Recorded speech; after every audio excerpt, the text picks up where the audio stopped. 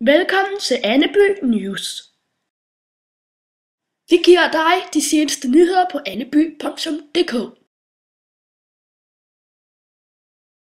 De øverste på anneby.dk, nemlig administrationen, sendte besked den 5. oktober, om brugerne vil have et chatsted på anneby.dk.